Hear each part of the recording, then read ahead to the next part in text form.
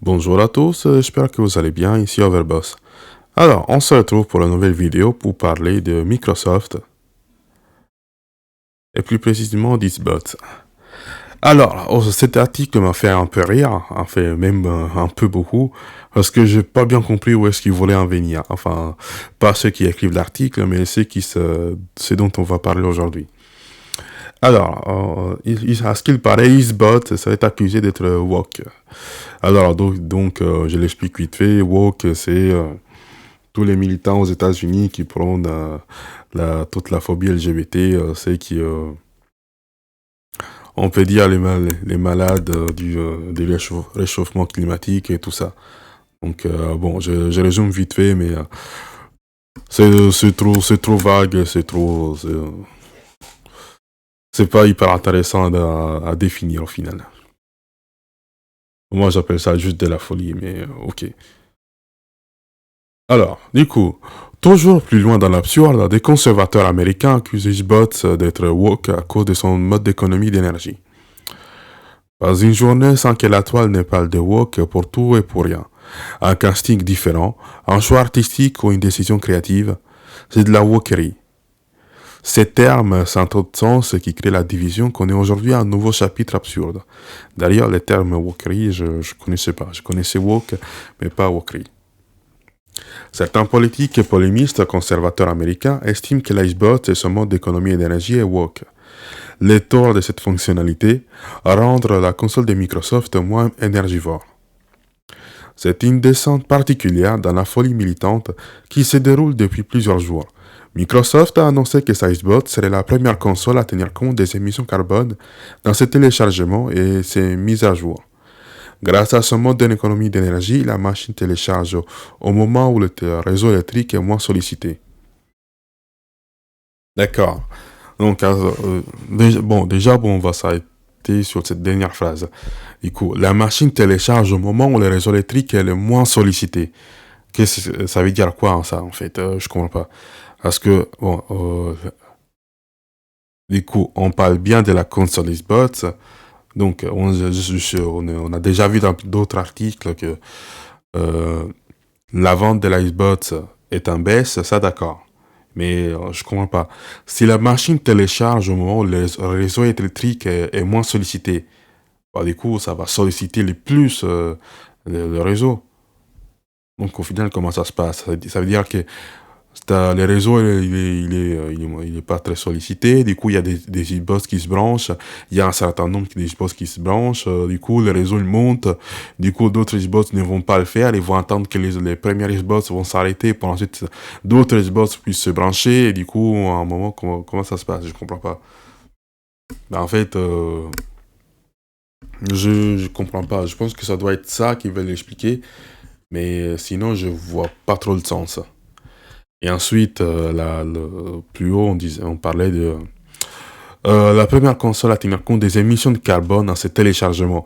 Oui, bon, d'accord, mais est-ce qu'on parle des émissions de carbone, de tout ce qui est cloud, de tous les serveurs qu'il faut pour tous leurs jeux multijoueurs et tout ça, pour tout ce qui est, ne serait-ce que le fait d'avoir de jeux qu'on peut modifier à distance, il faut des serveurs pour envoyer les patchs et tout ça.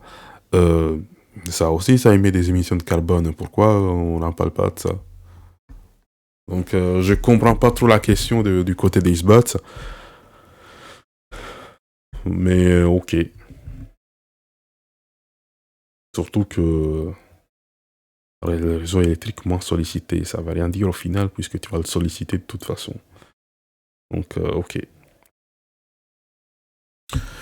Une belle idée qui permet de réduire l'impact des émissions de carbone, mais forcément, l'aspect écologique excite les polémistes conservateurs qui accusent désormais la Xbox d'être woke.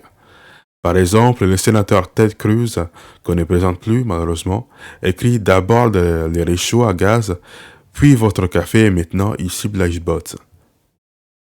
Ah oui, du coup, c'est vrai que euh, ils sont en train de changer tout ce qui est installation, tout ce qui est chauffage au gaz par des chauffages électriques, même pour ce qui est la cuisine, plus rien au gaz que d'électrique. Bon, on peut dire ça aussi des voitures, mais bon, ça, ok.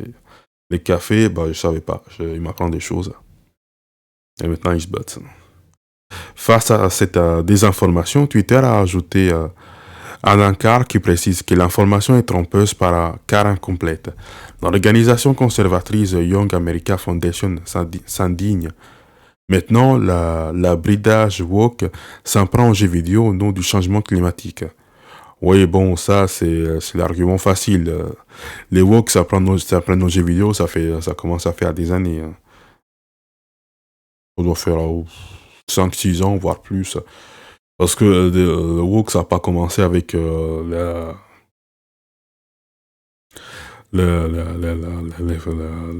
diminuer la consommation d'énergie. Ça a déjà commencé avec la question raciale des personnages. Et déjà, ça a pas commencé avec les jeux vidéo. On peut même dire que ça a commencé avec les comics. Donc, bon, les woke s'en prennent aux jeux vidéo depuis, ça fait longtemps.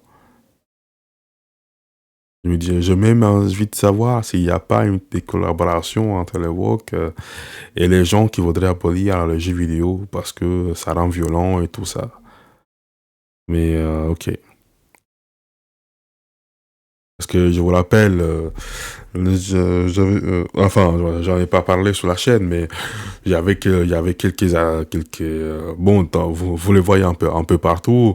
Les gens, ils s'indignent pour des insultes. Des fois, ça vient un peu de nulle part. Je veux dire, des fois, le jeu, c'est censé être un monde, une histoire, c'est censé être, je sais pas, des représentations plus ou moins réalistes. Et lorsque tu peux même plus sortir des insultes, à un moment, ça commence à devenir grave. Qu'est-ce qu'on va dire, espèce de pomme pourrie, même pour ça, on va s'indigner. Bon. Du coup, histoire d'en rajouter une couche dans le climato-sceptisme, l'animateur John Ziegler s'exclame. Est-ce que certains pourront enfin prendre conscience de l'impact négatif du climate scam, soit arnaque climatique dans le monde réel? Et les autres réactions absurdes se bousculent en ligne depuis le mode d'économie d'énergie de l'iceberg. Ils essaient de recruter vos enfants dans leur politique climatique, déclara Jimmy Failla de Fox Across America. Chez Fox and Friends, on estime que Microsoft s'en prend aux enfants. On vous rassure, cette fonctionnalité n'a rien de woke. Elle s'assure uniquement que de dégager moins de pollution pour la planète que nous partageons tous. Rien n'oblige à l'activer, respirons un grand coup, ça ira mieux. D'accord. Du coup, ce que dit Jimmy Failla, je suis pas très sûr de comprendre où est-ce qu'il veut en venir.